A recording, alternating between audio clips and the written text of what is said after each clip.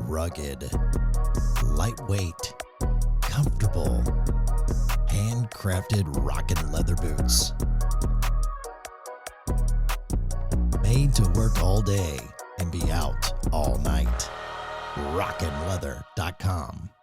Introducing the Rixie Generation 2 Dog Stand. Lightweight, collapsible, and engineered for versatility. This stand is built with a laser-cut powder-coated steel frame, tempera aluminum legs, and a durable Duramesh fabric. Weighing just under 8 pounds, it's effortless to carry and set up. With a working load limit of 120 pounds, it attaches to nearly any tree.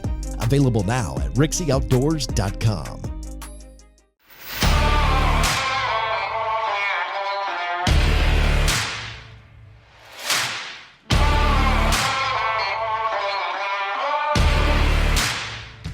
Winter Productions, content creation company that is here to tell your story, whether it's about the love of your life or capturing the chase of a lifetime. We are here to tell your story.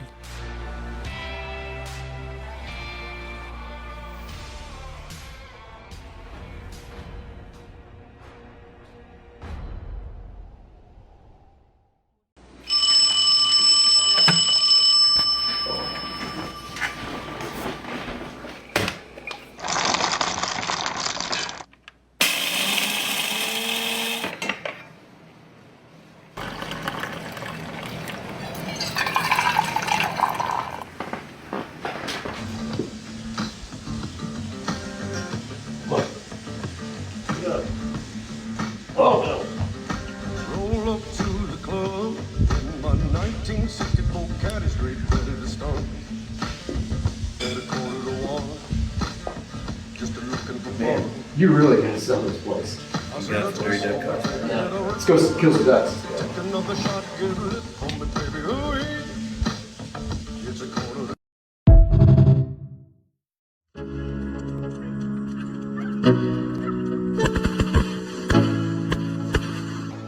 Let's go. Yeah. I'm like an addict, do I gotta have it. I ain't even playing, got a really bad habit. If it moves, gotta grab it. Fuse like a magnet, lose, won't have it till I'm doomed in a casket. I ain't playing, got a weird mind. If you work 8 hours, I'ma work 9. If the shit tastes sour, you should taste mine. I'ma stay in power for a long time. Get up, nah, I ain't a quitter. Toss me the ball, I'm a really big hitter. Big picture, I'm a straight killer. Rising the song to the highest bidder. Got juice, got gas, I'ma move fast. New shoes, new tracks, like who's that? I'm new, come back, better than last. Yeah, it's a new me, never gonna look back. Never gonna look back.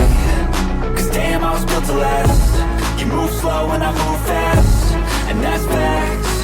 Only I can make a change. Slowly take a step today. I will never be the same. Cause that's what it takes. It's time to talk dog vest. Recoil Outdoors dog vest. We use this dog vest all season long. It's stood up to the test. Let's talk some features about it. This dog vest is built with industrial grade Velcro for a snug fit around the neck, unlike any competitors. This vest comes with dual rear straps for a snug fit around the waist. This vest allows for a tucked away handle for the timber or an open handle for open water. This vest also comes with covered edges around the neoprene to prevent chafing. Recoil vest also comes with a Cador chest strip that runs the length of the vest to prevent punctures and cuts. This vest comes in 6 different sizes, tailored to fit the smallest boykin to the biggest lab. Recoil Outdoors, the only fully adjustable one-piece dog vest on the market. Check them out online.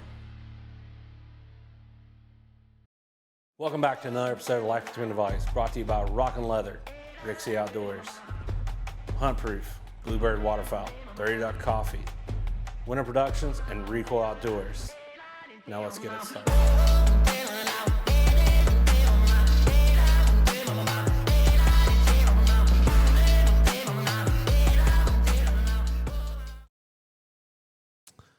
What's going on, everybody? I'm staring at you. Yeah. My wife walked in the room. We're back at it tonight. We got Ron from Pattern Pros. We're going to hop on with him in just a second. But I want to give a shout out to Dirty Duck and these cold brews. I freaking love them, man. If you're a big time coffee drinker and you like high end coffee, this is going to be a cold brew you like.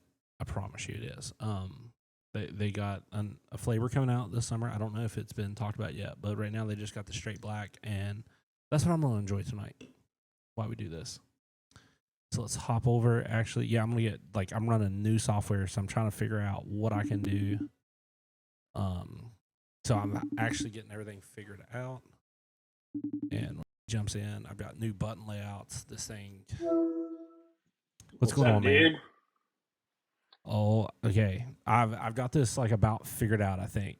I went to a new software and I freaking love it, and we're gonna see how it's going. But right now I like it. All right. Oh my gosh. What? This is there it is. Okay. Adjust myself a little bit. Yeah, I thought I could call you early and I wasn't positive because I need to look down. Yep, you're on a different channel. I'm running this new free software. I got rid of OBS, and I don't even know the name of this. 5 hours on YouTube on Saturday got me here. But man, thank you again for jumping on. Oh yeah, absolutely. Yeah, we're talking turkey. I'm excited to talk some turkey. It's about here. I've been in a weight loss, and I've been doing pretty good. And then my wife was away this weekend in Washington, D.C. for visiting family and stuff with the boys, and I ate horribly. I had Buffalo Wild Wings twice. Hell yeah. I mean, it's a 30-minute, I got judged today. Me and my buddy Tyler, which I'll rat him out for this. It doesn't matter. This will put pressure on him. We're doing a weight loss challenge to get to first one under 260. And yeah, we're both over 260, which we should be ashamed of that. We did not graduate high school at our current weights, but we're getting there. We're getting back in shape. And he was like, "You drove 40 minutes just to get Buffalo Wild Wings?" I was like, "Yes, I was a fatty, and I drove 40 minutes one way to get Buffalo Wild Wings." But in that one way, I seen 4 or 5 strutters and the pouring down rain, and it's a bonus, man. I'm pretty excited. I got the first 2 days off, and we're gonna hopefully bust them up a few. When season start? It's that calendar's freaking way out of date. It's the 21st in that area. We got youth season right before that. I'm gonna take my nephew. I think I'm either taking my nephew or I'm filming my niece. I don't know. I gotta figure out what my nephew's gonna do. If he's gonna hunt with us or if he's gonna go hunt with my niece's boyfriend. If he does that, then my brother-in-law's taking his daughter, and we'll go with him. And all right. hopefully film some. And then hopefully we get on them quick and we bust them up. And then if we do, I was just thinking about this. If you get bored, and your season's out, you might have to run up north.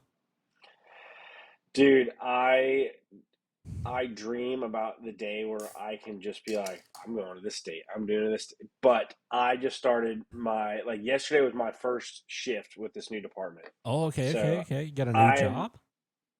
What? Got a new station, I guess. I get excited when the firefighters tell me they go to a new station. It's not really same job, just different place. Oh, no, this will actually be different. So before I was just doing straight firefighting. Now it's firefighter EMT.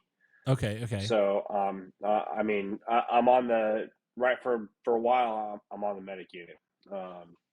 So it's a whole another department. So the last 2 weeks we had orientation Monday through Friday, which for anybody who's worked shift work before, and then you go back to that schedule, it's screw this. I don't like this working everyday crap.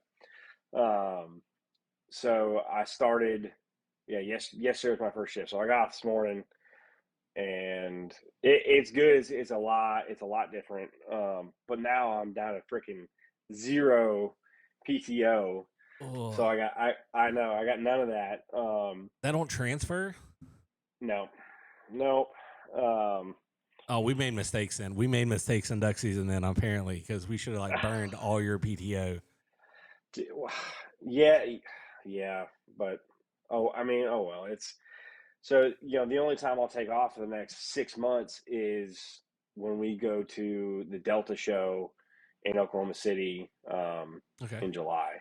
Like when I was going through the hiring process, I was like, I understand I've got freaking no time off, but this is a stipulation. Like, spent a lot of money for this, a Yeah. lot of things lined up, and they're like, yeah, that's fine. It's unpaid. I'm like, either way, I'm making a lot more money than I was in my last department, so it'll make up for it. So Well, I'm glad you all got that figured out, because when I got the job I have now, which I love the job I have now, like I actually got a call the other day about an old job. And I asked 2 questions and then quickly got the answer that told me I wasn't coming back there. But they're still interested. But when I went to this job, like I gave them stipulations. I was like, hey, we've already got these dates off. Like I've already taken vacation at these dates. And I took it assumption as I was getting paid for those dates. First check come in after those dates, and I was like, hold on a second. I was like, I didn't get paid. And they're like, yeah, you don't have any paid time off. And I'm like, oh, hold up. In that interview process, I said I was taking vacation, paid vacation, not non-paid PTO, and they're pretty reasonable. So they're like, I think it was like 8 days I had scheduled off, and they're like, okay, we'll cut. It wasn't at the same time. It was like 4 and 4, and they're like, we'll cut you a deal. We won't pay you these 4. We'll pay you the next 4. They're like, it's against our. And I was like, okay, we'll cut that deal. But I was upset about it. But now they've treated me very well there, and we've been through a lot of hard times, and we're going through hard times now with like been bought by our second company. But we're getting it figured out, and I don't plan on leaving. I figured I'll be there till they sell the place down or sell me to China or something, and I go learn some Japanese. Yeah, no, I don't. I didn't want to move, but it just working for the government for 11 and a half years, and it was like the money was just so much better. I was like, I still get to do all of the same stuff I got to do before, but just time to make some more money. Yeah, man. I actually need to shoot you some dates whenever we get out of here for next year. A couple sets of dates. I just thought of that in case you have some free time there. We found some next year will be easier. Yeah, absolutely. Yeah. And then with my schedule as it is now, it's like if I take 1 day off, I got 5 days off essentially. Yeah. Because it's 24 on, 48 off, and then potentially this year they may be switching to a 24 on, 72 off, 48 on, 72 off. So it's that could line up. Yeah, that could you line take up 1 day off and you get a week. Yeah, that'd be cool. Will, I don't know if you listen to this, but you need to talk to your department as you being the chief and figure out how to get that system in place. My buddy up here, man, I'm actually like, I'm with 2 or 3 firefighters, and yeah, their schedule's like always crazy. Like I'm like, I send them a message like, "Are you at home?" And they're like, "No." And I'm like, "Okay, you're at work. I'll talk to you in a day." No, it's a good schedule, but and it's not bad it's nice having a couple of days off. But then when you pick up that overtime shift, it really you're like, because that day you get off shift, it's just like I got off at 8 o'clock this morning. Yeah. So it's like kind of like your morning's already going. Like if I was to go turkey hunting, like I can absolutely still go and still freaking kill one. But it's my favorite part of it is that those moments leading up to it. So so I mean, it kind of rings it. I know when we get with him, sometimes like we're already like, I mean, I've started hunting with Will at like 9 o'clock, and we've already killed a turkey, and that's when he can show up is then, and then come from work. But yeah, man, we're gonna talk a lot of turkey on the night. Even though you guys cut your teeth in the duck hunting world, y'all jumped over to the turkey world pretty quick. Oh yeah, and the turkey stuff's good. And last time we talked about how crazy these turkey guys are about patterning their guns. I anticipate you guys had a pretty good up lead into this season of people wanting to pattern guns. let's just jump into like what all like companies you have right now on the turkey side. So it's funny. I was actually somewhat smart, and got our inventory mostly up. Because I was like, I bet he asked this. So I somewhat prepared. I can't say I'm smart because I signed up to go into buildings that are in fire, so that's not real smart. Well, But okay, anyways, I'll stop. Wait. Let's chase a rabbit real quick. I work with like 2 volunteer firefighters, and I said like we discussed, would you like this actually comes from the Big Honker podcast. Matty Robinson was talking that he wanted to have a taser draw contest with Andy Shaver, and I was like, dude, that would be kind of cool to watch. And I was like, I would like be. I've been shocked by enough fences and 120 volt being like electrical that like. I think it's gonna hurt. Like I know it's gonna hurt, but like I'd be kind of down for that. And someone was like, and like one of the guys at work who's a firefighter, and he was like, no. I'm like, really? You wouldn't do it? He's like, no, I've been hit by a taser. It's horrible. I'm like, yeah, dude, but you running burning stuff. Like I'm not brave enough to do that. Like this is a reasonable ask. Like you run in something that's on fire, and he goes, oh, it's not that bad. I'm like, you're a liar, dude. Don't undersell the whole fire thing, because I mean it is horrible. Do you guys deal with the rabbits right here? Do y'all deal with the brush fires very much down there? Because we got hammered by brush fires up here just a while back. oh yeah. So when I was the last 2 weeks during orientation, it was just we're not necessarily in a classroom a whole lot, but we were doing skills and kind of the way they did things, and it was listening to the radio, and they had brush fire after brush fire after brush fire. So it was real bad. But I haven't had any real crazy ones. But now here, so I was working for the city. Now I'm working for the county. So obviously they have a lot more rural areas, and they'll have some. I think the one yesterday I was listening to it, or the day before, it was brush fire, and then there was a vehicle on fire with a structure threatened, and so those things can get pretty wild pretty quick, especially if the humidity is real low for whatever reason that day, and the wind kicks up. So they can get pretty nasty. I will say this much: I don't understand how. Like, I understand there can be a fire breakout, and there's a lot. We could go through a bunch of different scenarios for fires starting, but like when it's started by a person who didn't do it intentionally, that caught a brush fire on fire, like they're kind of dumb. I'm like, dude, like what were you thinking? Like, I mean, obviously the wind. Like I burned the bank in front of my house last year, and my dad gave me crap the whole entire time wanting to start it. He goes, fine, I'll light it on fire. I don't give a crap. He goes, your house close by. And I'm like, well, it's not going to make it over there. And he goes, it's going to smoke bad. Because we burn a lot. We'll do like control burns and stuff. Yeah. And like we did it, and I was like, oh, I did not realize it was going to smoke that bad. And with the wind, it ate quick. And then I was like, oh, this is going to draw a lot of attention. And it drawed a lot of attention. But it was all under control. But like the one we had the other day that my buddy Will was on for like a while. He come from Charleston and got on it with his volunteer guys. And I think like the guy at work read off the thing, and it was the 911 call, and the lady said, my husband was burning trash, which first off, good job. That's going to get you in trouble. And then they caught their building, the leaves on fire beside their garage, and then it turned into the woods on fire. And I was like, oh, you're an idiot. What department does he work for?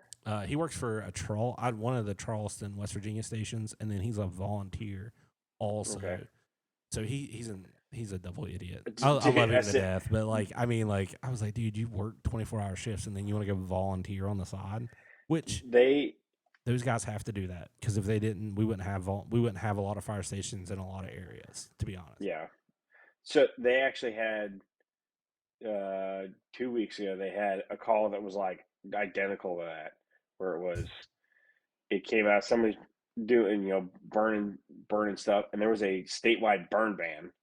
That's what we were in too when it did it, so it was even better. Yeah, and then it was brush fire, and then it turned into their shed or garage caught on fire, and then literally at the same time in another part of the county, it was the same thing, except then it turned into a structure fire, and then it turned into the power lines were on fire, and then the power lines like fell on the house, and it was like, like all kinds of clusters. Yeah, that's not good. So there's dumb people in the Carolinas too, West Virginia guys. I mean, it's not just us. Oh yeah. But back to the turkey companies that you guys are running, because we went Yes. chasing a rabbit or two there. So we expanded a bit this year, so we've got oh man, how many boxes now? For 12 gauge, 3.5-inch lead box, a 3-inch lead box, 2 3-inch TSS boxes, and then a 3.5-inch TSS. So like right here, the 3.5-inch lead, he's got the Longbeard XR, Remington Nitro Turkey, the Winchester Double X, the Kent Ultimate Turkey, and then the Federal Grand Slam, and those are all in number 5s. So I know I think the 5 is the kind of the best of both worlds. I think you get a few more pellets than 4s, and it's just that's just the things I've shot. The 5 seem to do the best. So, and then the 3-inch lead, Golden Turkey from Fiocchi, Federal 3rd Degree, again the Remington Nitro Turkey, Winchester Super X, and then good old Longbeard XR again. And it's funny, we had sent, I think we sent this box to Daniel Gross, the Part-Time Hunter podcast, last year, and so many people talk about just shoot Longbeard XR, like you'll be good, and it shot phenomenal out of my gun, but surprisingly, I think I don't remember if it was the Super. I think it was the Super X, like outshot the Longbeard XR, and that's like about the cheapest shell on the freaking market. And then everybody talks about Longbeard XR, where it's like, oh, you don't need TSS, you just shoot that. So it's just funny to see sometimes like the cheapest freaking shell out of that box will shoot best, and there might be a scientist that can explain that, but well, I mean, like I've got in my gun safe, which my father-in-law, when we was at NWTF, we did not buy him any 12 gauge shells, and so I gave him, because my dad quit shooting 12 gauge, he went to 20. So I buy him like a box of Boss every year and give it to him from down there. That way, like I know it shoots good out of his gun, and he's taken care of. He's got like a good load. But man, some of like I don't even know what's in there. Like it's a mixture of shells. I need to send you a picture to see if you can like maybe what they are. Like he probably knows. Like there's some Federals, there's Winchester, but there's 3-inch and 3.5. And I gave my father-in-law 4 3.5s, and I didn't say a word to him. And he's going to try to shoot his first turkey this year, and he has not patterned his gun or nothing. It is going to kick the living dog snot out of him, and I'm kind of just hoping, I'm like, just kill the turkey when you hit it. Like, then we can laugh about you being the crap kicked out of you. But I was like, he's got a 28 gauge that I killed one with last year using Boss that I sold him. I was like, you sure you don't want to buy like a box of 28? And he goes, I'll just use my 12. And I'm like, okay. Dude, the 3.5-inch is a freaking cannon. Like, oh, it is. I had a buddy who, I won't say his name, and my dad used to all the time. He was like, he would use like when he'd hunt with us, he'd use like usually use my dad's got like an old 12 gauge. Like I'll send you a picture of it, dude. It is a brush beater. Like use the stock of it to like whoop a person. Like it doesn't matter. Like chop trees with it, it's gonna take it. And I think it's a Mossberg or something, and it takes 3.5s, and like my dad always shoots 3.5s out of it. And that my buddy was like, he's like, don't load a 3.5 in there. And Dad was like, okay, I won't. And he's like, watch my dad load the gun. And Dad's like, starts shoving them tubes. And he's like, that's the last shot. It's a 3.5. That's the last shot. And I'm sitting there. I'm like, oh, he's gonna load him with 3.5, and it's gonna kick the living. And my buddy's like, I hate being kicked by that gun. It just sucks. Like I mean, it'll beat you to death. It's an old pump. When you pull the trigger, you know you've pulled the trigger on it.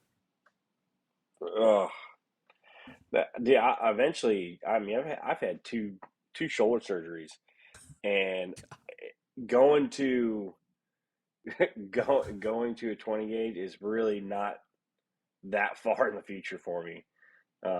Like just doing a little bit of patterning before the season, and I was like, God, just shooting a few shells, and afterwards I was like, God, like go home and sit down in ice, and I'm like, I Have just you got my ass kicked. Like have you this picked is out that. have you picked out a 20 gauge yet? You get your Saying eyeballing. it? Have you picked out a 20 No, gauge? Are you eyeballing one yet? no, no. I don't buy like I don't buy a ton of guns. I'm like I guess until it really starts to bother me so much, to where I'm like, all right, it's time to pull the trigger. No pun intended, but I uh, go I go through like spurts where like I don't buy stuff and then somehow I end up like buying a bunch of something. Like I'll knock on wood, I won't buy a bunch of decoys this year, but I've done that every year. And then I think it was going into this year. Somehow I traded my TriStar, the spring broke in it. And I was like, okay, I ordered a heavier duty spring, sold it, and got an SBE 3 28 gauge. And I was like, oh, kind of like this gun. Then I was like, oh, I kind of want a 20 gauge. Bought an M2. Then I was like, my SX4s kind of make me mad, and my buddy's like, hey, I got a older M2. I'll trade you for that SX4, and I was like, well, I guess I'll do that. So somehow I switched all my duck guns to Benelli's, and I was like, how in the world? And I don't even pull out I have a couple older 12 gauges that my dad bought for me that I don't even pull out anymore. I just like I I've got my good old trusty Remington 870 Express that I bought, I don't know, 11 years ago probably, brand new from Bass Pro. It's funny to see all like the pattern testing that like Outdoor Life and whoever else will put it out there, and it's for whatever reason a lot of time that 870 is still one of the absolute best patterning guns. And people are like, oh, it's heavy, and I'm like, whatever, dude. Like I don't care.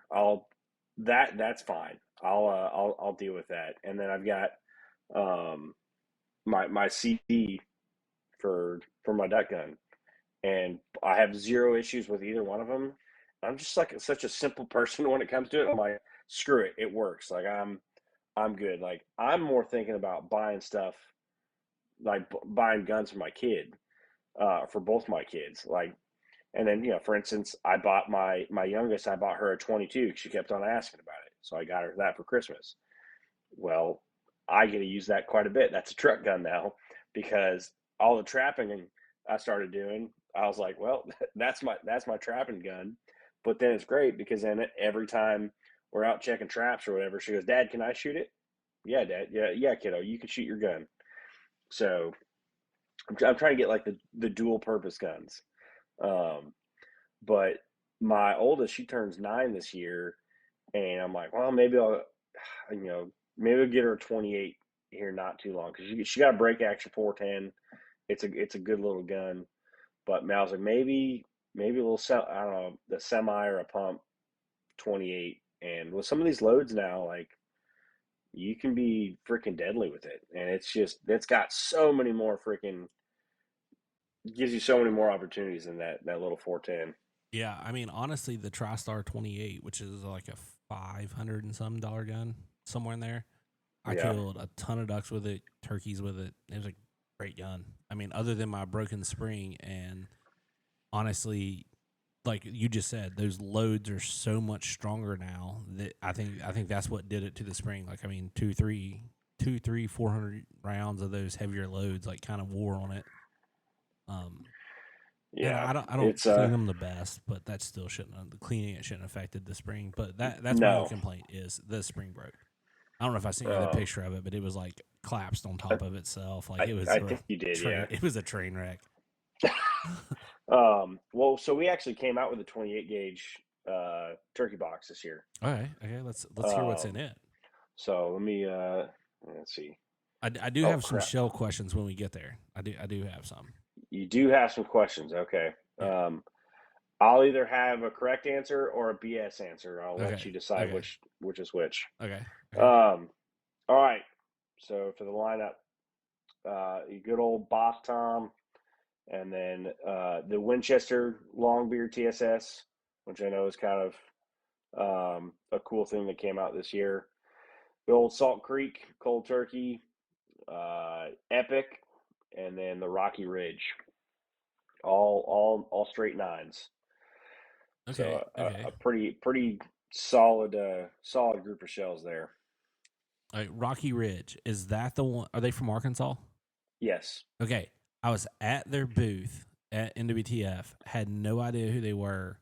I watched Todd buy shells from them, and I literally was standing there. I was like, I mean, like, I was kind of like walking around with him and be kind of walking around with like you down there. Like, there's so many people that like you guys know and stuff that like y'all get in conversation. I'm just kind of like standing there and twiddling my thumbs. Next thing I know, like we're buying something. I'm like, what are we buying? Like, I wasn't paying attention for all. I'm like, I'm an important person, but I'm not an important person. But like, I feel like they were like, I'd never heard of them till like there, and now I've heard a bunch of people talk about them. They're kind of, are they new to the scene? Is this kind of like, are they kind of, or have they kind of No, grown, I think they've been there. or have they grown a little more? Is that where we're at with them? I feel like they definitely have grown. I saw a lot more comments and pictures from them this year than I did last year. Um, and I talked to Austin. He's the owner. I talked to him probably a month or so ago, and we're talking about doing the NWTF show, and it seems like it has, from coming from him, it seems like things have noticeably grown, which is cool because I hear nothing but great things Yeah, from I've them. heard good comments about their product. They were great guys to talk with. I don't know, like I just didn't know very much about them. Next thing I know, Todd has bought shells and we're walking away, and I'm like, crap, should I bought shells? Did I just miss out on something secret that I don't know about? I mean, turkey shells, like we said, like there's so like duck hunting. I feel like you have kind of like 4 or 5 brands, and that's about it. The turkey world, there's a billion brands. It feels like. I mean, there's more than 4 or 5 in Yeah, duck. I don't. There's more than 4 or 5 than duck, but like in turkeys, it just seems like there's so much of those small batch. I call them small batch. Like, I don't know if Rocky Ridge would be a small batch. That's my question. Is Rocky Ridge like a small batch? It seems like they are potentially climbing out of that. Okay. But I still think they're gonna have that feel for a long time, and it's gonna be hard to truly climb out of that. And I mean, like Boss hadn't been around all that long, but they climbed out of it, and they climbed out of it. I don't know if they were ever small batch, but they kind of went from like brand new, because I think they're only 6 maybe 7 years old at most, and they went from that to where they are now. That's a pretty freaking short span of time to get there. So I, Rocky Ridge seems like they're on their way, and I think on their Facebook, I think they had posted where they're in at least one store now. There might be more. I had to talk to him recently about that. So that's definitely something that I think once you start getting on shelves, you start to it for whatever reason. You can post a million different pictures, and people can post about them on Facebook, but some people are still old fashioned in the sense that they like to have stuff directly in front of you. So I think once those guys start to get more things on the shelves, it really starts to take off. And like we see it, especially for us, because we're such a different model than anybody else. Like, you hear about it, and I freaking, for anybody listening, I'm sure there's some people out there that are on freaking Wild Turkey Nation on Facebook, and they have seen me freaking comment on there probably 1,000 times, and I'm sure some of that gets annoying. But if you want those comments to go away, then you just tell people that you got a one-stop shop and figure it out. But it's I don't know. I'm seeing more and more from, honestly, from all those brands, even the Winchester stuff, which is obviously they've already got a cult like following with the Longbeard XRs. But I've shot a few of those brands, and honestly, they've been great out of all my setups. So it's been nice to hear. But so I think there's definitely more small batch turkeys, but there's less variety. Like when you like typically in the turkey world, if you're shooting Yeah. TSS, you're shooting nines, like 95% of the time probably. And then you get to the freaking waterfowl world, and it's twos, threes, fours, and then you got bismuth, freaking twos, threes, fours, five, sixes, and then there's freaking B's, BB, and then a lot of people are shooting The and mix there's loads. so many more shells. So I think next year we've got one more expansion of five companies that I have got narrowed down, but not solidified yet. Um, and honestly, after that, I'm like, I don't know where that can go as of right now. But like you said, there is a lot of small batches, so those start to pop up more and more, and we'll I like to see them because I like to see the little guy succeed. I think it's freaking awesome, Yeah. and it breeds competition.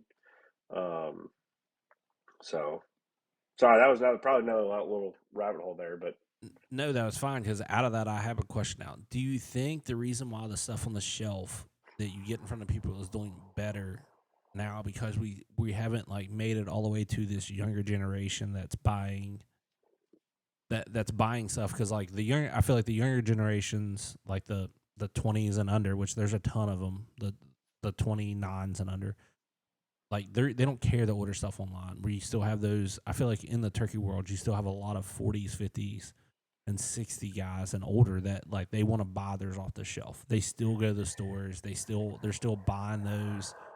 And those guys probably are breeding into the like those younger guys they're bringing up. Like, hey man, we go here, we buy our shells, we talk to this guy, and like if you're not getting on the shelves in those stores, I feel like do you think that plays a role with the turkey guys? Because it seems like ducks, you almost have to order online anymore unless you're in a big popular area. yeah. So there's something about it when that those demographics that you kind of mentioned, like there's that like reaction when they see something, and it's like I don't know if you've ever seen the video where the guy takes his like, hey babe, and he's taking his wife, like we're going to Target, and she's like, oh yeah, but he does like the curbside pickup of like everything she needed, and it was like, what the hell was that? And they went to Target, and but it's like when your wife goes to Target, you're like, oh great, they're gonna come home with several things that you had no clue. One, they actually even existed, or two, that the house even possibly needed. Um, so I think it is that like, holy crap, this is awesome right here. And then some of it might be they just don't want to pay the shipping. They're like, I'm gonna spend 10, 15 less dollars on it, and this will be okay. Um, so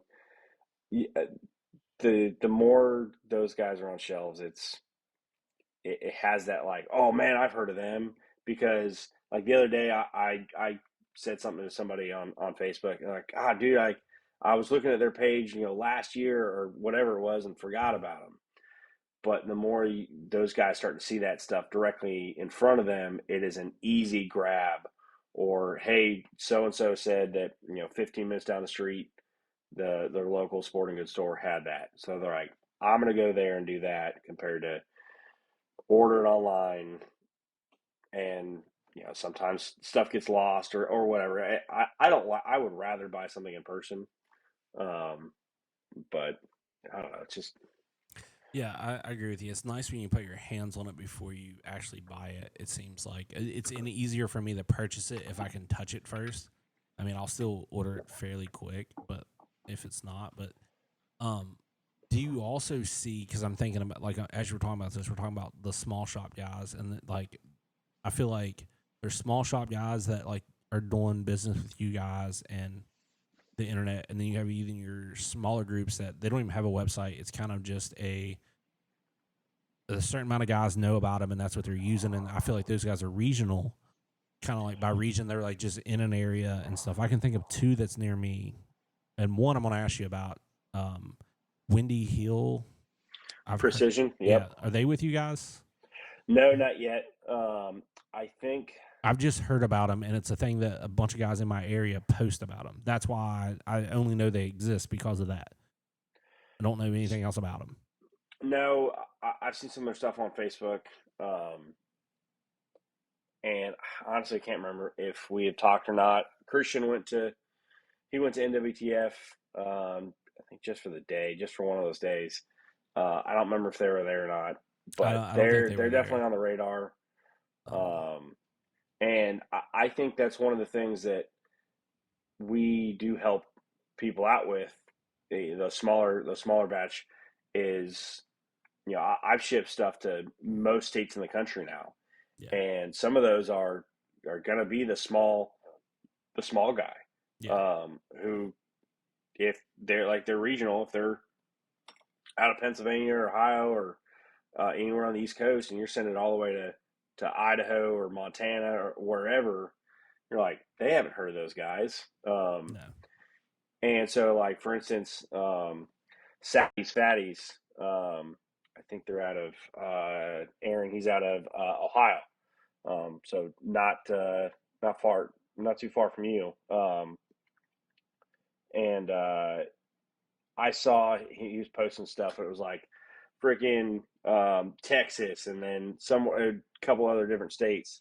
And I'm like, I don't know if I had a hand in those particular people, but I'm sure somewhere down the line we have sent something, hundreds and hundreds and hundreds of miles away from wherever that shop is from, and then those people end up shooting that. And so I think that's awesome. Like I love to see that, where it's like, hey, I shot this, and these guys are from like Salt Creek's all the way in Utah. A lot of people are like, damn, they got turkeys in Utah. And then like that's the turkey shell that I'm shooting right now.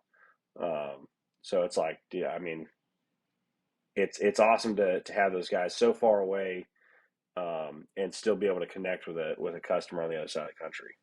Yeah, there's actually a guy local who is doing the his goal. I think his goal is to shoot a turkey in every state. I don't know, and he's with a hunting team and stuff, but they shoot their own 20 gauge shell. I think it's a 20 gauge. I don't know if it's 20 or 12 that they produce. So my next question is, because I'm trying to get him on the podcast, because I kind of want to talk. I kind of actually want to get some of those loads and shoot them, to try them. Mm-hmm. How many shells, when you guys go to a small batch or a guy, how many shells do y'all usually ask to be sent to you guys? Just like, this is a question for a guy like this, or a guy who is, trying to grow and would pass all the tests, that you guys be interested in talking to him. How, because I feel like the number's bigger and smaller than what I think it's going to be. Well, especially with turkey stuff, I think you can, with 5 shells, you can. Yeah, so we did.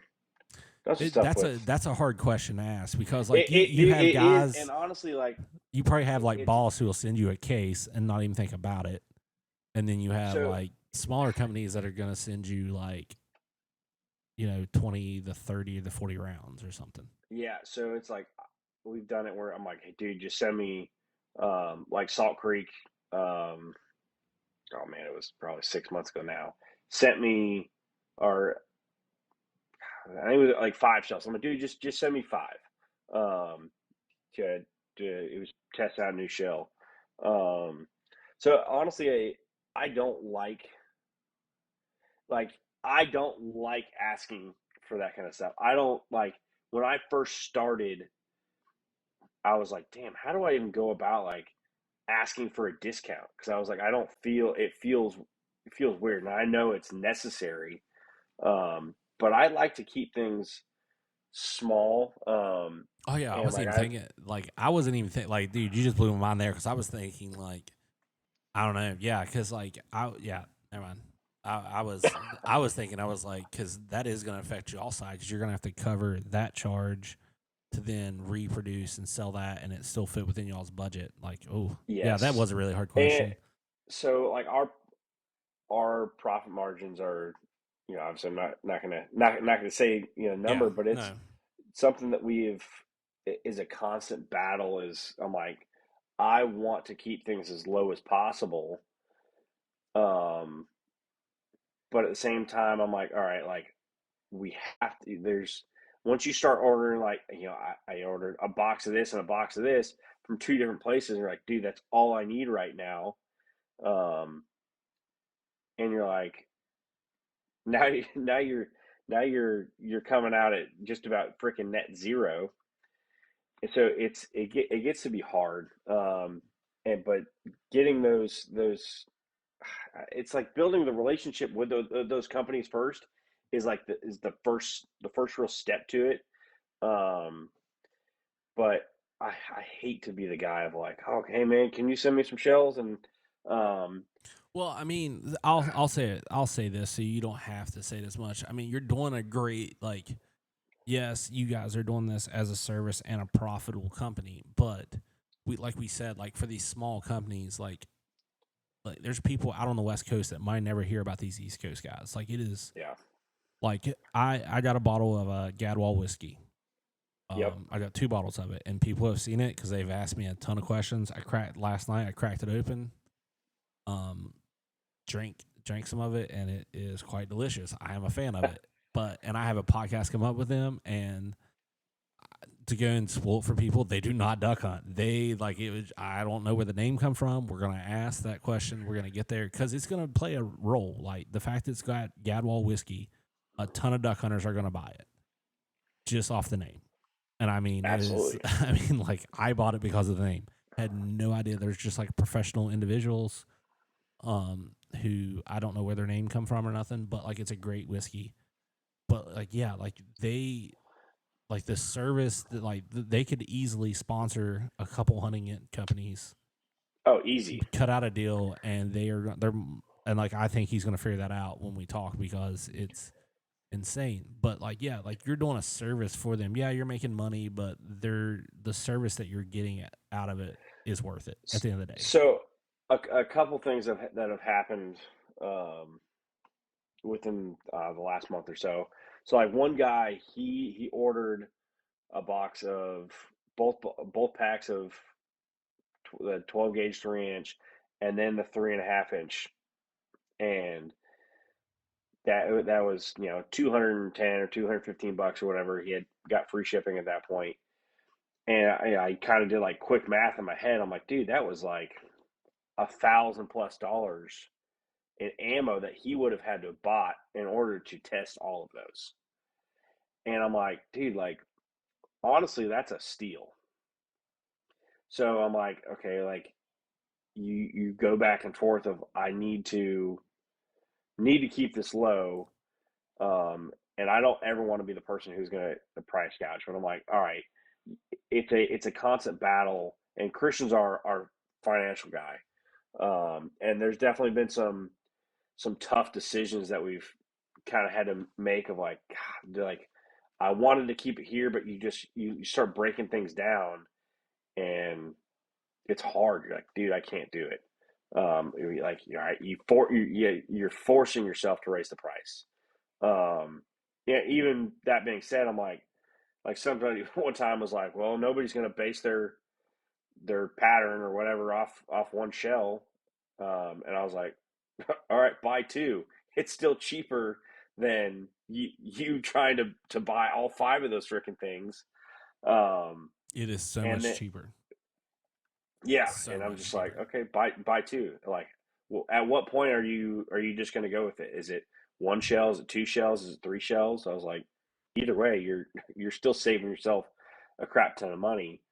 Um, and then it's the what is it called? The Eastern North Carolina Turkey Challenge. Um, I can't remember exactly where it's at, but we sent some product up there as for a sponsorship thing, and he was like, at this much product value, it's you get this kind of sponsorship, and you know how it goes. And I was like, well, does it go just off of like what we have our product listed as, or as potential value of which that product is truly worth?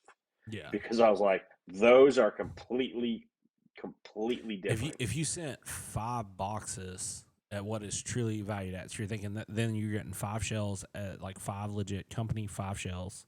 If you break it down, because it's like 555, like that's like 90. That'd be $90 to $100 per 5 shells, basically. Which is, y'all, I don't even know what your prices are right now. I did a bad job. I didn't research that, but but so like the 28 gauge is, I'm looking at right now, it's $55.99. yeah. So they, I mean, I bought 5 ball shells, and I think at NWTF they cut me a deal, and I'm gonna screw this up, but I think it was $70-$80 somewhere in there. I might be wrong about that, but that's about. I mean, it was I want to say in the 70 range.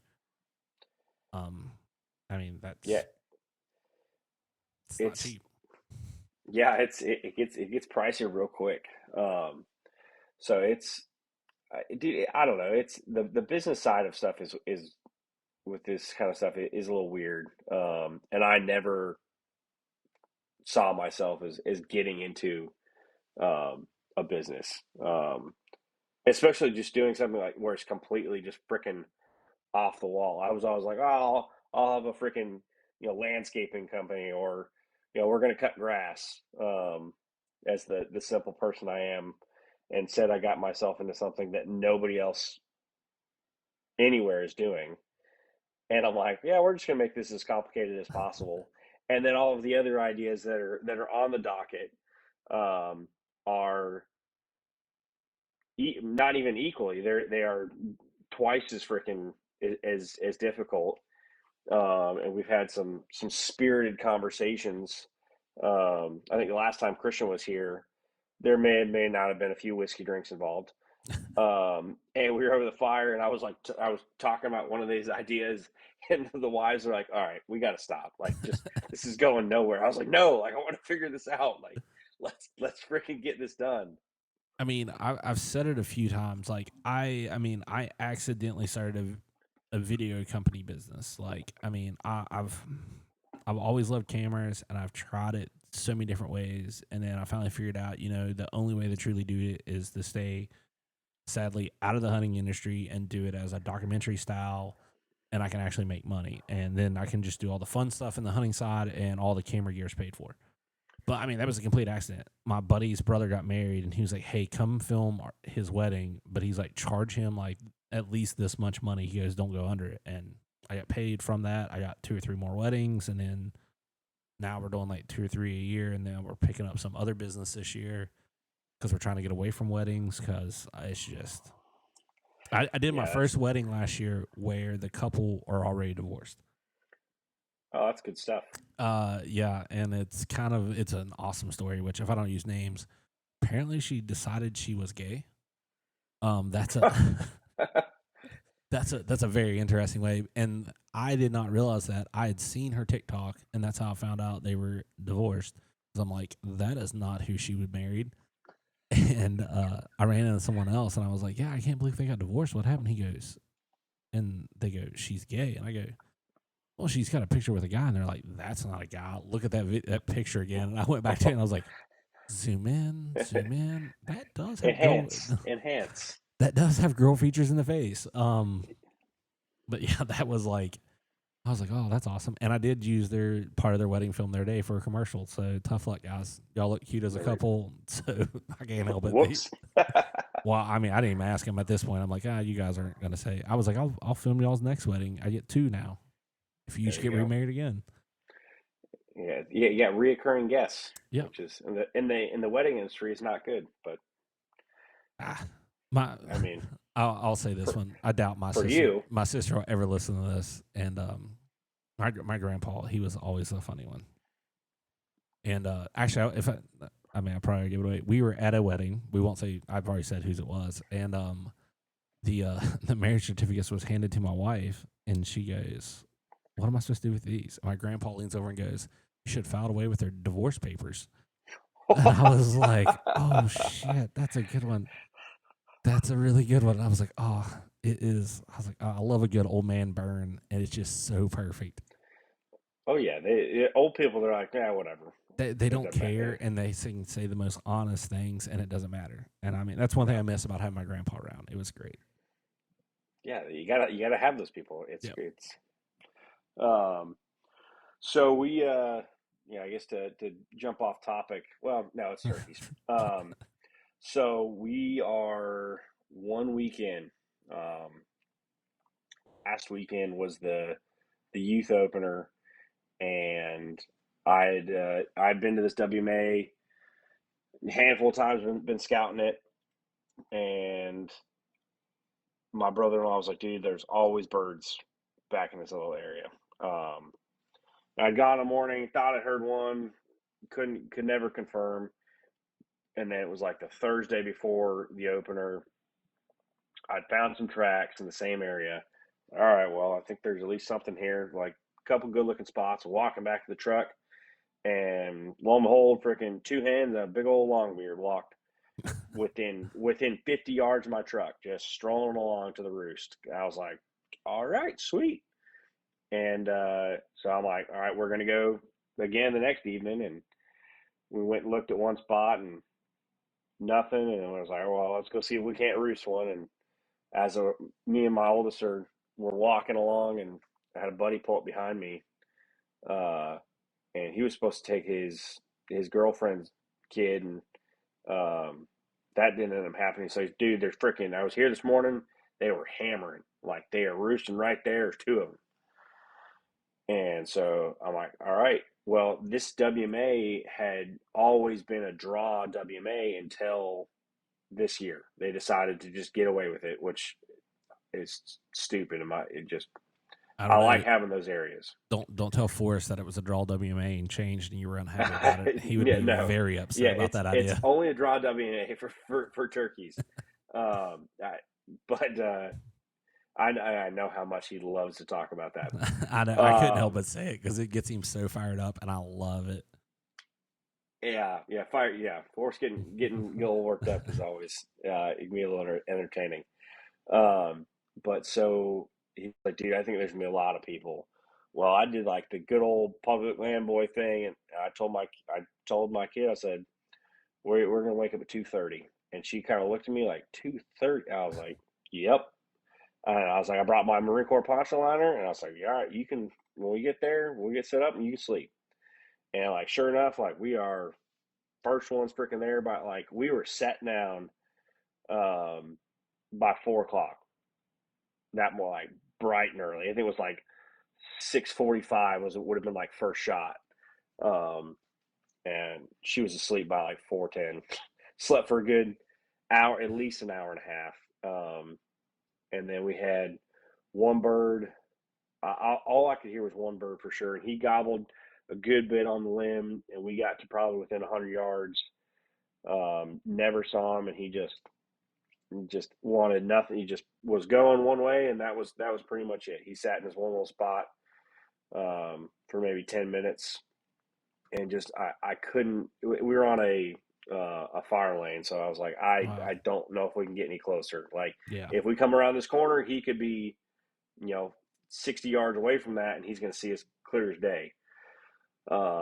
But we had a fun hunt. I was like, all right, let's get out of here. After we walked a little bit farther, and then nothing. Talked to guys. Like, dude, like we walked 4 miles, didn't hear a single thing. So it was just one of those mornings where they just decided to shut up. The next afternoon after church, we're sneaking onto one of the properties I can hunt, and just the wrong place, wrong time. There's freaking two longbeards on the power line, and they can where we were walking. They just so could happen one little lane they could see us through. That was gone. And I was like, oh, Dude, just that scaring turkeys is like the worst because it's the most annoying thing in the world. I said this the other day to someone. I was like, they're so smart in the spring, but you go in the fall and they can't be any dumber in their life. Like it's amazing yeah. they all live through fall. How dumb they are. Oh, even in the preseason, like I'd come around like a week before the season, came around the corner, and maybe 40 yards there was freaking like four toms and three hens, And I was like, dude, like if I had snuck around the car, like driving with 3 kids in the car, like, Yeah. and they didn't even hardly run. They just kind of was like, oh, I guess I'll leave. And I'm like, so now I'm like, well, that was at 75 yards, and they're like, I saw movement, I'm out of here. Um, so I was like, all right, well, we went around the other side of the property and tried calling, and that was pretty much it. So I was a little bummed. But I was like, well, all right, whatever. It's first 2 days. We know there's turkeys here. So with my orientation, that was really screwing things up. I couldn't get out first thing in the morning to go listen.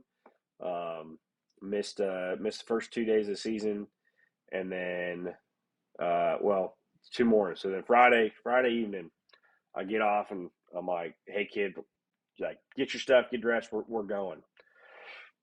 I was like, we're going to park at the other side of the freaking property. And it's only, I think, 85 acres or something like that. And most of it's power line. So it's fairly long and skinny. We park all the way on the other end from where we had been. I'm like, I haven't seen them this far down. Well, lo and behold, we get on the power line, nothing. And there's one little field. And I'd called a couple times. We're moving real slow. And she goes, oh, there they are. So obviously I see two big old redheads freaking running away from us. And I was like, you like, give me a damn break. And so she still hasn't killed a turkey. So it's like, it's freaking killing her. So I'm like, all right, let's go back to the truck. We're going to drive to the other side of the freaking property, get out.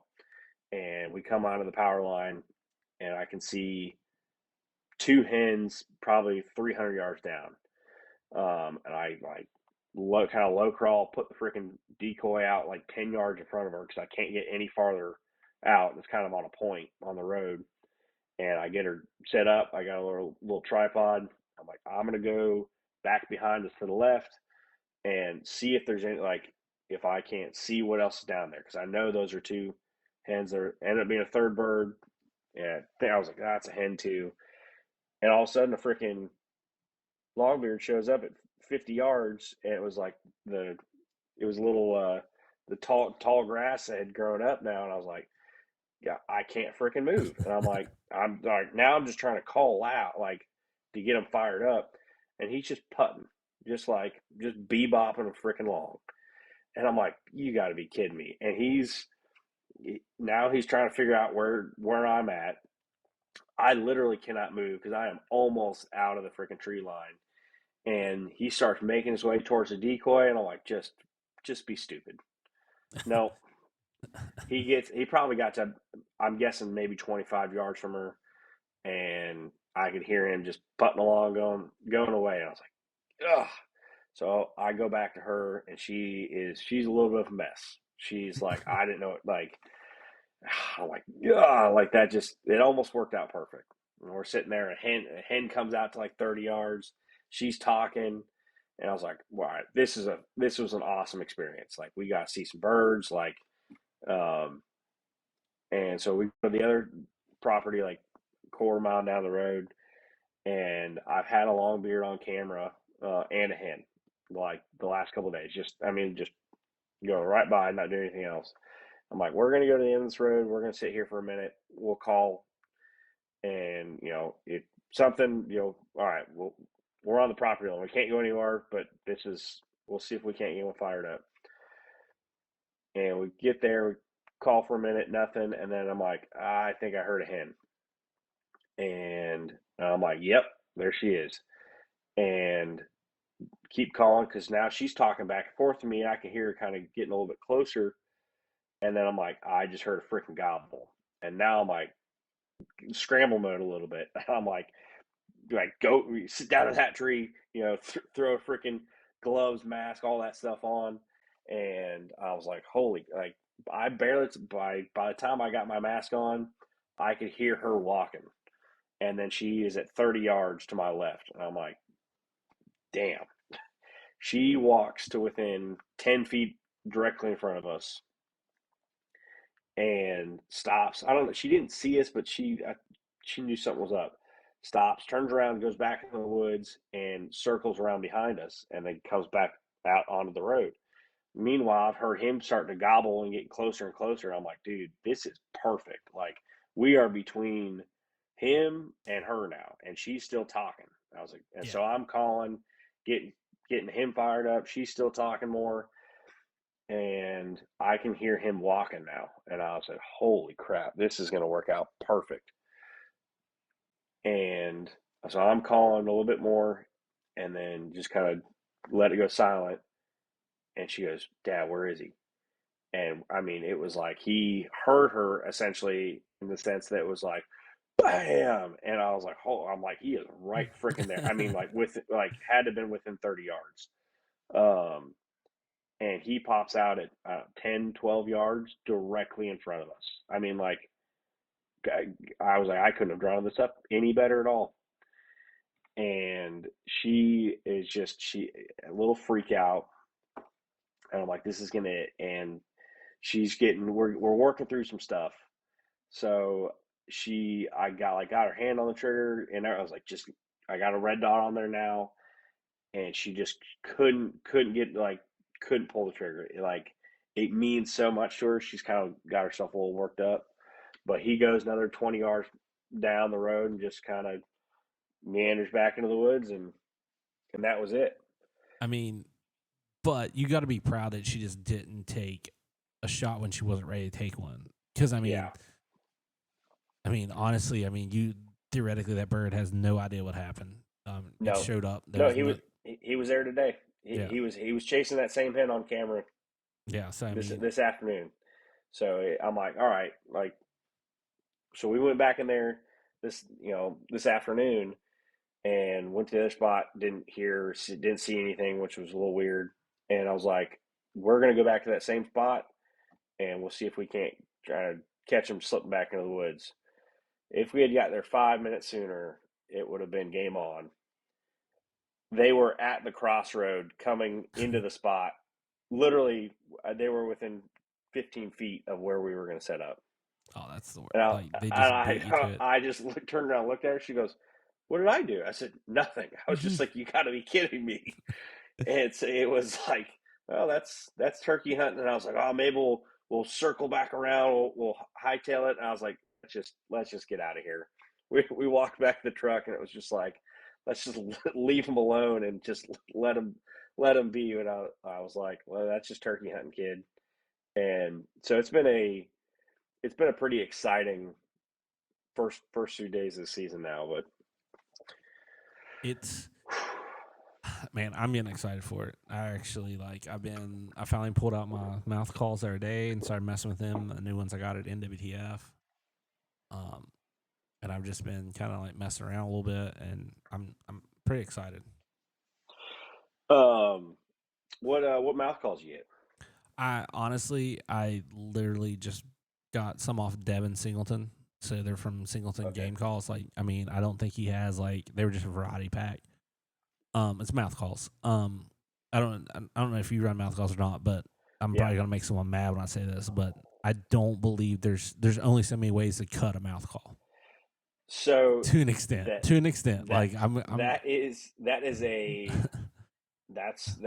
is something that might be on the docket. So, because it's the same thing where I'm like, how, like, there obviously got to be freaking differences. There is differences. There's so many freaking calls, and you're like, there's somebody. Yeah. But so but the thing, and I say that in the manner of, yes, there's better quality ones, and like I grew up with they don't make this anymore. Have you ever seen a stacked reed? No, I can already guess by the way you're thinking. No, so the frames are stacked. They're usually definitely not. Yeah, so my dad, Dalhart loves those. I can only find one online. I've asked guys, they're like, oh, it's not worth it. No one's gonna buy it. They're just gonna buy these ones, and they're just cheaper to make. So it's a call that no one makes anymore. For just because there's not enough draw for it. I think there's enough draw for it if you make it. I mean, people go to the NWTF every year and buy. They go to, let's just say, I can't even think of their name. What's the big call? Like, you have Clucks, Rolling. You have Clucks, Rolling Thunder, and you know who I'm talking about. It's the one Hunting Public's with. What the name is that company? It's I think is it Power? It's No, it's like the big name too, and I drew a no, blank on it.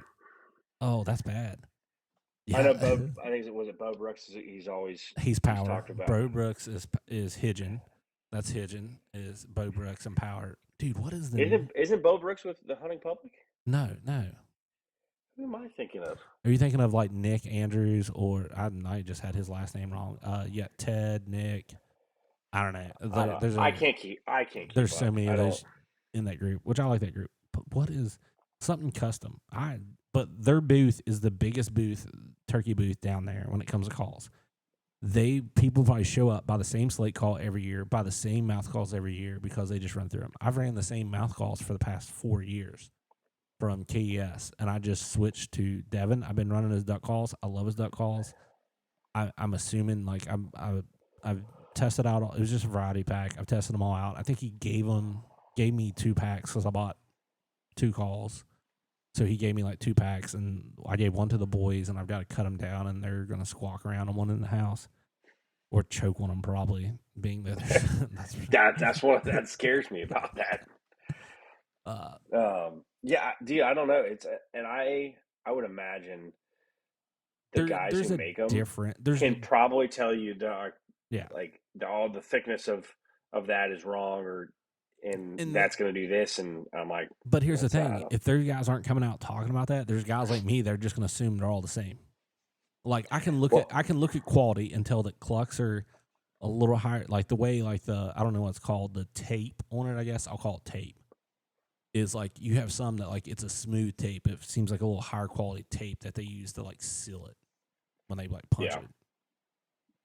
But once again, if you don't educate people, they don't know anything about it. Well, I think it's really the same thing for shotgun shells. Like a lot of people they just think it's they're all the same. I'll just shoot the cheap stuff. I'll just do this, and I'm like, you're right. It is just I don't know if it's lack of education or just you just flat out just don't know what you don't know. But and that's something that once we start to branch out more and more with other products, I'm excited for it because I mean, like freaking turkey calls. Like I don't freaking know. Like, and I'm such a whatever person with a lot of that stuff that I'm like, I don't know. Like I bought something at our Ace Hardware in town. I can't even tell you what mouth call it is. I don't remember what it is, but I'm like, I put it in. I'm like, I don't know. That sounds pretty good. And I've called in, two turkeys to within, less than 40 combined yards. So I will say this. It also, I've noticed that with social media and everything, dude, the quality of not the quality of callers, but the skills and the lesson and like the teaching that you can learn is a lot more insane now with how much social media has grown. Oh, you could spend a whole day going through YouTube like about Kikis every and kind stuff. Of call. Those guys are like I mean, there's little kids that can do it amazingly, but most of those little kids have probably had a mouth call in their mouth since they were 4. Yeah, it's the same way with the duck. Started grabbing out Dad's cup holder in the back of the truck. Yep.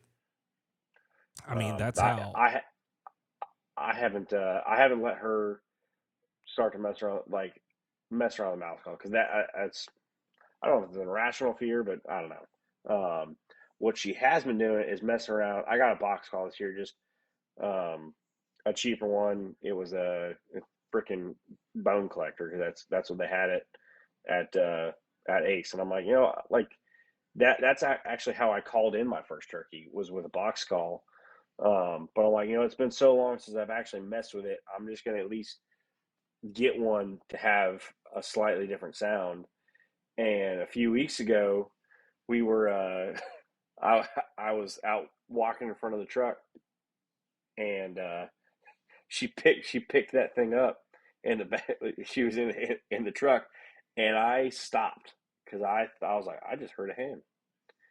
And then I took a few more steps, and she did it again. And I was like, where is it? I was like, damn, that bird's not far away. And then I can see her through the windshield, and she's smiling at me.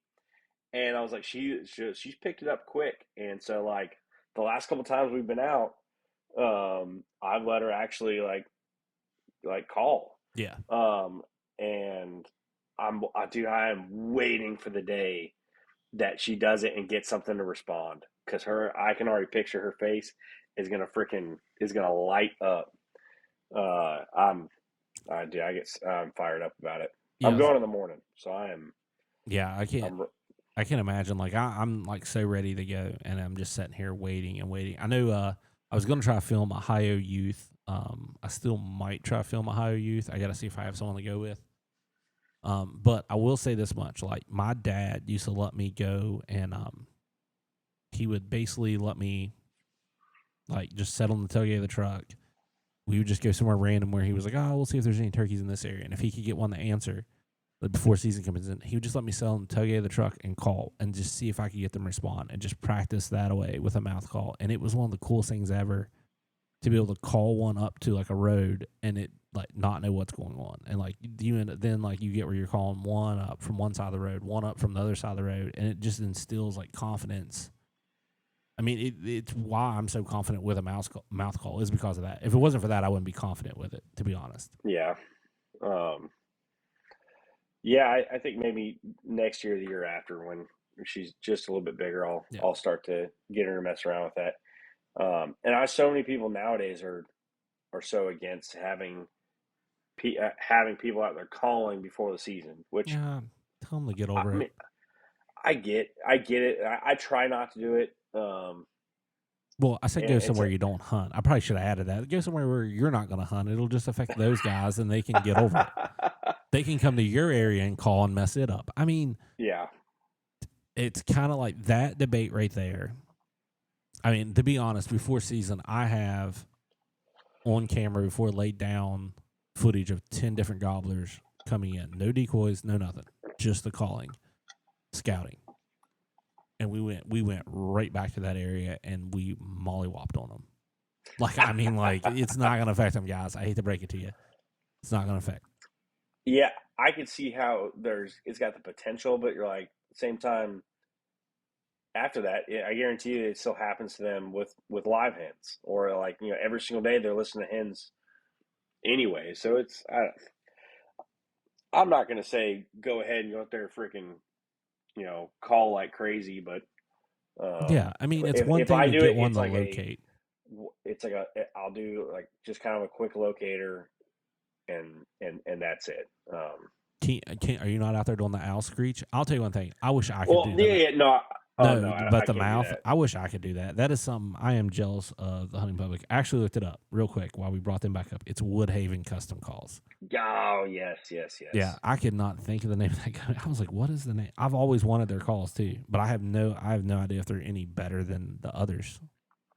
I mean, there's a ton of like, we're talking about mouth calls mainly, but dude, just the slate calls, dude. There's a ton of custom turned. I actually have one custom turned slate call, and it stays in my gun safe. It's never been scratched on, and some buddies of mine got it with it has like my media company logo in it. I just don't use it. They bought it for me to use, but I don't use it. Why not? I'm not very good on a slate call. I'm only good on like, I don't know the surface. I think it's because there's glass, there's aluminum, and there's, what's the other? Is it slate? I guess it's the other slate, surface. yeah. Slate's the only surface I'm good on, so I have one of those in my bag. But most of the time, I carry a mouth call, and that's it. I carry a mouth call and an owl call. Mouth call, owl call, crow call. Yeah. So I've got, mouth calls, and then slate, and then now the box call, and I don't know. I've been messing around more and more, and now I feel like I got fairly good with the slate. But the only thing I don't like about those is I have to do something. Like every time I leave the truck, I grab my sandpaper, I scratch it up, and then I put chalk on the box call. So I'm like, it's some of those dumb things like I've forgotten before, and then you get out there and you're like with a slate, and it's just like you can't. Yeah, it's so hard to make the right sound. But I like having the different options with it. And my dad's got one it's double sided. His slate is. I think it's aluminum on one, slate on the other side, and he He sounds very good on it, which I have. One time in high school, I challenged my dad. We were like, "Oh, we can call in more turkeys than you." Cocky attitude, being a high schooler, and the amount of turkeys that he called in and put me in the ground, and he was working. I think he was like working and coming home from work, and he was like grab someone and take them. And I think in 6 days he had called in like 7 turkeys, or maybe it was like 4 days he called in 6, and they'd all been shot by like different people. I think he'd shot 1 of those 6. And like he was just going out there like he was going to the grocery store. Yeah, I mean, he is just. He's called in so many turkeys I have missed. Let's be honest, I've missed a few in front of him, and it's like, how did I miss that? I'm like, it was right there. Like when I was young, sat between his legs. Like I was like, it was right there. How did I miss it? He's like, obviously you didn't aim very straight. It's like, yeah, give me the real dad answer. I mean, he's been like, I mean, he's getting a little older now. I've got a buddy who's going to go with him a couple days and stuff, and I'm taking my father-in-law, so that should be interesting. But yeah, it's definitely. I think last year he went. We both killed one the same day, and he went. He's like, they've been over gobbling about every morning. I'm just going to go over and set. He went over set and called in one. And I'm like, I don't understand how you do that. Like, I just suck. I think it is not necessarily that hard to just get a turkey to gobble. Like you can make a halfway decent hen sound, and if he's in the right mood, he'll freaking gobble. But it's the times that the people who are the really nuanced and like have spent a lot of time practicing that they can make the slightly different sounds and different variations of it, and they can get those birds to do what they want them to do. And the patience too, the skill set and the patience that those older guys have is insane. It's like when those 2 birds, this afternoon flew 2 different directions. Like the hen flew straight and the gobbler flew kind of to the right. And I was like, I looked at her, I was like, if we sat here until dark, I was like, I would bet we'd kill those birds. But I was like, I'm not going to do that. Like, I was like, it was like 3:00. I was like, I'm not sitting here. I couldn't for another. Yeah, so we can only hunt till noon. I think noon or 1:00. I think normally noon. I think like maybe your gun's got to be cased by noon. You got to be out of the woods by 1 or something. I don't know the rules exactly. I'm usually done by noon because I'm heading to work. But like if we get afternoon hunt, it'd be scary the amount of birds that I know some of the older guys around me could kill because they just have the patience and the knowledge that like if you have a turkey gobbling, like hens are gonna leave him and he's gonna like get lonely and he's gonna be able to. Someone's gonna be able to get him. Yeah, but for me, it's about the. I guess it's more about the chase, and I'm like, there's been plenty of times where like I'm sure if I sat here, for hours, but I'm like, I don't want to deer hunt them. I want the. Yeah, I that's mean, like talking about compare that to deer hunting. Like it was like my wife's cousin, he killed his first bird yesterday, and he goes, "Oh, it was only a 8.5 inch beard or 9, whatever it was." It wasn't super. And I'm like, but that's the beauty of it is it doesn't have to be 140-inch freaking whitetail to be like, yeah, dude, that's a freaking that's a stud. It'd be like, I don't know, he had an 8.5 inch beard with 3/4 inch freaking spurs, but he came in freaking fired up, and I let him have. It's like that's I think that's the coolest part of it because there's so much less measuring when it comes to like between people. Yeah, people post a measurement, which is cool to see, but it's not like why the hell did you shoot that one? You're like, I don't know, like they post the measurement and the weight, and like honestly, I'm kind of like you, man. If it comes in, this is I think a Chuck Belmore quote. If he comes in gobbling, I'm going to shoot him. Whether he and Chuck's been honest when he says that. Like if it's a Jake and he comes in gobbling, fired up, and he's strutting, sorry, buddy, you chose the wrong guy to walk into gobbling. I mean, that to me, that's the big difference than it versus like. I mean, that kind of what makes it and like waterfowl so similar to me is the communication between you and the birds Yep. And when they get there, like you're not like, I mean, shooting a young Drake is like shooting a Jake. Like, I mean, you're not going to difference that. I mean, yeah, it's cool to shoot. Yeah, I mean, the goal is to shoot long, mature birds, like 2-year-olds and up. But like, I mean, I'm honestly like, if they'll come to me gobbling and strutting, I'm happy. So they changed it in South Carolina this year. You cannot shoot Jakes Oh, that sucks for at you all. guys. At all. And it's so the law is it's got to be at least a 6-inch. It's got to be over, I think, over 6-inch beard, or it has to have a full tail fan. What? So do they count spurs? And I guess Jakes have spurs. Yeah. No. That is making it kind of deer hunting when you have to like put a classification on the links of the. Yeah. So I mean, what happens if you it's blow whatever. his beard in half? Because I've seen that. Like guys shoot low enough, they blow the beard. They thin out a beard. Like that could be. Well, so if he's got a long enough beard, chances are he's going to have. Should be thick enough. You can. His tail fan should be probably. I don't know. Like, I'm honestly fine with it. Like, I don't need to shoot a Jake. You know, I've killed one. I want that freaking long beard, and I think some of that is almost contradicting myself. Where it's like, I do want the mature buck. I do want the mature bird. But I'm like, I don't know. It is some of that back and forth. But the only thing that, and I guess it's going to prevent a lot of birds getting shot.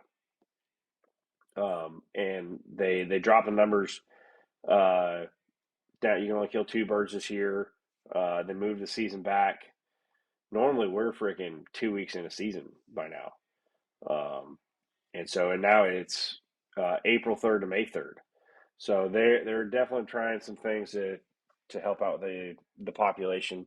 The only thing I don't agree with at all is they didn't have those different stipulations in there for kids, or at least the youth weekends.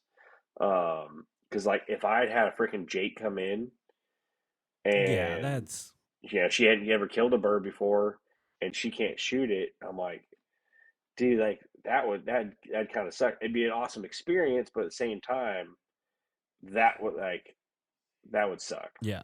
So what? Like, I'm gonna ask this question: what's the population like for turkeys down in y'all's area? Are y'all like on like a lower trend of turkeys, or do y'all have like a decent population? I mean, I think I don't know. I think our population is pretty solid, but I guess the people who are paid to. Yeah, I mean, like paid to say otherwise. But I mean, I don't know. Like we saw, 2 birds today. We saw 2, I think 7 birds. On Friday evening, and then last weekend on the way to church, I counted at least 17 birds in one field. Like on the way, like I freaking stopped the truck. Yeah. There was at least 4 birds strutting out there with several different groups of hens, and I was like holy crap! Like I was like that was awesome. But naturally, not a spot I can hunt. But Yeah. I don't know. It's I clearly they think the population is going down, and it seems like that's a trend nationwide. So I don't know if they're like if they're actually accounting and they're like, hey, we're losing birds, or it's like, hey, everywhere else is hurting. Maybe they're trying to get ahead of it. But I don't know, I've seen pretty fair amount of birds. I had 2 different flocks of like 14, 15 hens, on both of those properties. So that was, obviously before the season. Now they're all split up, but yeah, I mean, know. like I did a podcast last night with a couple nights ago with the DU regional rep from our area, and that's the thing. Like, I mean, I've gotten better about not complaining about conservation when I disagree with it, because like obviously there's a reason they're doing it. Yeah. That like the turkey ones, Like if you're not, I mean, they're a dumb bird. We discussed how dumb they are in the fall. They're either real stupid or genius. Yeah, if you don't do something to like help them as far as like trapping, if you're not trapping, if you're not promoting that stuff, like it really doesn't matter how much you turn down, because I mean it doesn't matter if a Jake breeds the hen or a gobbler breeds the hen. No, just want birds. Yeah, I mean it's kind of it's not it's kind of a little different than with deer, where they're trying to like the genetics. They're like, oh, we want these genetics to be the ones that breed the does, so we get these ones. It's more herd management. Where with turkeys, I feel like you just need eggs laid, eggs hatched, survival, and that is one of the toughest things ever with those birds. I mean, they literally try to kill themselves, I feel like. So after seeing a couple of the properties that my brother-in-law has got to hunt, and I'm like, dude, seriously, like, how do you do that? He goes, dude, trap the absolute crap out of it. Like seriously, just trap the crap out of it. And so I got my first set of traps for Christmas, which I was pretty stoked about. And so I started doing that. And I think I'm over 3 different properties. I'm probably around 30 animals, between coons, possums, 2 bobcats, and 1 yote. And I was like talking to my buddy, I'm like, dude, that's got to at least, equal at least one more bird on the ground. But now I'm getting very few pictures of coons, very few pictures of possums. Almost, I guess I just don't have a whole lot of coyotes in my spot, but I've caught 2 bobcats in the exact same spot, and there's a third that's hanging out. So, and those are, if anybody's ever watched freaking House Cats, those are absolute freaking killers. Yeah. Do you guys have hogs in that area? Oh yeah. It's weird where there's not like just generally hogs everywhere. It is very, they're in like pockets probably.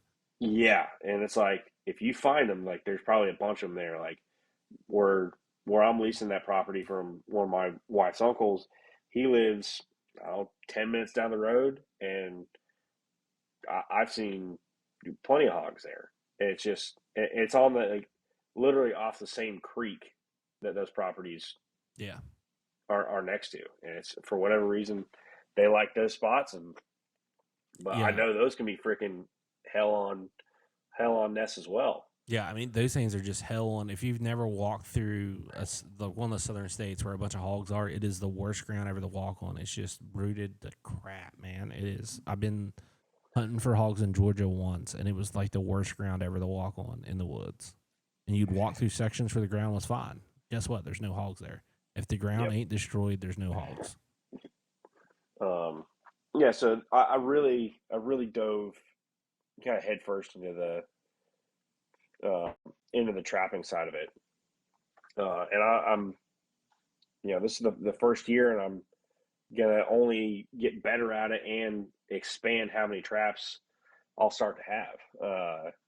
And it was funny because it was like you start trapping, and you'd be like, oh, I got a couple possums and a coon, and then you start to have obviously less on camera, but then you stop catching them because it's like they're watching all their buddies get freaking snatched up every single night. Yeah. But now I've pulled the traps a few weeks ago, and I'm like, I still see some on camera, and I'm like, you're gonna get it like as soon as turkey season's done. That way I'm not freaking driving in there every day shooting them. Yeah. And I'm like, soon your days are numbered, because as soon as turkey season's done, it's gonna be game on, and hopefully I can freaking never gonna eliminate those from that area, but I'm like, I hope everything that I've done all the time, I'm like, if I can just get one more hen on the landscape, and I've heard people say that if a coon can go out a nest it'll freaking kill the hen Yeah. to get to the eggs. So I'm like, dude, that's a Yeah, double like whammy right there. I've seen like there were trail cam videos of like it was either a fox or a coon killing a hen to get to a nest underneath of it. So Yeah, I mean they're crazy. We my brother-in-law, I think we ended trapping season a while back. He traps one or two or three of the properties we have during trapping season, and I'm off duck hunting, so he's kind of on his own for that. But he does pretty good. He got a ton of bobcats, but like I think he's only allowed so many bobcats. I might have that wrong. So he turned a few loose, which is quite a fun a process to watch. dude, those things are like I skinned the two that I got, and I'm telling you, man, those claws are gnarly. Involves you a would dog win catcher. in a fight, but it's gonna be a bad day. Like like I can't imagine trying to freaking wrangle one of those things out of a trap. Yeah. So we've been going like an hour and a half, and I know you're going to hunt tomorrow, so we'll start wrapping up. So on the fighting of the bobcat, I do have a question for you because I don't know if I've probably never texted you this. We'll ask you here, put you on the spot. Would you rather fight a black bear or a coyote? I'd rather fight a coyote. Yeah, hand to hand combat. Like, so that that's the kind of the answer that I expect someone to give. If they give a bear, I usually like, can you please explain why you would choose a bear over? I mean, like, first off, it's got paws that it can swing. Yeah, you're done. Yeah, you're not gonna do. Yeah, we're talking a normal size So black bear. We'll say from my area, which is like it's not 250. cocaine bear. No, it's not cocaine bear. It's like a 200, 225 bear. I mean, still, that's a big. I mean, that's he's gonna fight pretty well. Well, so now the real question is silverback gorilla or a Kodiak brown bear. Oh, like, dude, just kill me. I mean, it's a lose-lose. No. Who in a fight between those two? Oh, grizzly bear all day. I don't think a monkey has enough. Like, I mean, the monkey could win if he had enough. If he like could train a monkey like successfully with like some MMA stuff, because he's gonna be tough enough that he can get the bear's back and choke the bear out. I just don't. It's so big. It's so big though. I don't want to see one of those bears. Actually, I'm kind of good, but like here is the question. The second question to my question: how many coyotes do you rather fight the bear? Like how many coyotes? And they're all going to come. They're going to do their natural thing at once. So they're going to be nipping at your heels. You can't climb a tree. Like how many? That's a good question. I mean, for me, it's got to be 3 at least. At least 3. I'm still fighting coyotes. The fourth one is when I like start deciding. Like, I mean, because I feel like they're gonna be like the size of my lap. It's got to be like 10. 10? Oh man, I mean, I mean, like, I can grab a coyote. I can grab 2 coyotes. I can't grab the bear. No. No, I mean, there's just no. Okay. I mean, that like 10 might be like a more reasonable answer. Maybe I need to start judging the people that give like the 4 answer, 4 or 5. No, I'm. Yeah, I don't know. That's now making me. Now I'm gonna be laying in bed tonight, going like, is it 10? Good. Is the correct number 10? Good. I'm glad I put some critical thinking into your brain. But man, like I said, we've gone here for a while. Let's break down the Pattern Pros because I haven't purchased anything myself yet. Granted, I did it the hard way and paid a ton of money. As we wrap up here, like I bought like you said, you're gonna give the spill in a second on why Pattern Pros is such a great company and product behind it. But I'll go and tell you, I did it the hard way. Spent way too much money. Luckily, I had some buddies go in with me, so we bought 3 or 4 different boxes of stuff, but they were all across the board. I mean, because we were buying like this size, that size. We weren't getting a concentrated like set of shells. So break it down real quick as we go to end this. So you get 5 different shells with 1 of each in a single box, and you get to try out an absolute ton of different shells without spending a bunch of money. and there is nothing like it out there. Yeah, I don't know how many times you're going to go into a store and see a shell that you have seen and never shot. This gives you that ability to find something, try something that you never have, and test out with your setup. There's about a million different setups, choke, gun, shell combinations out there now, and it's expensive. So you start messing around with a couple different loads, or you get a load that you're like, dude, that sucked.